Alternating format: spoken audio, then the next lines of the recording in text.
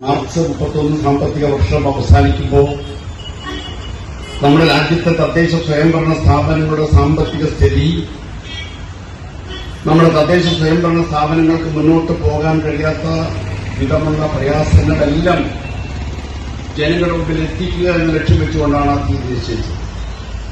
കാരണവശാൽ ചില പഞ്ചായത്തുകൾക്ക് നടത്താൻ സാധിക്കാതെ പോയി. അതിന്റെ ഭാഗമായിക്കൊണ്ടാണ് പഞ്ചായത്തിലും മറ്റൊരു ദിവസത്തേക്ക് മാറ്റിവെച്ചത്. ഏതായാലും ഈ പ്രശ്നം ജനങ്ങളുടെ മുമ്പിൽ എത്തിക്കേണ്ടതുണ്ട്. നമുക്കറിയാം, നമ്മുടെ ഭരണഘടന ഭേദഗതി ചെയ്തുകൊണ്ട് ഇന്ത്യയുടെ പ്രധാനമന്ത്രിയായിരുന്ന ശ്രീ രാജീവ് ഗാന്ധി ആ ഗ്രാമസ്വരാജ് എന്ന തത്വം സാക്ഷാത്കരിച്ച് മഹാത്മയെ സ്വപ്നം കണ്ട ഗ്രാമസ്വരാജ് രാജ്യത്ത് നടപ്പാക്കി. അന്നത്തെ നടപ്പാക്കുമ്പോൾ ഈ സംസ്ഥാന ഗവൺമെന്റ് ഭരിച്ചത് ഐക്യ ജനാധിപത്യ മുന്നണി. നമ്മളൊക്കെ ഏറെ സന്തോഷത്തോടെ, ഏറെ ബഹുമാനത്തോടെ തന്നെ നോക്കിക്കണ്ടു.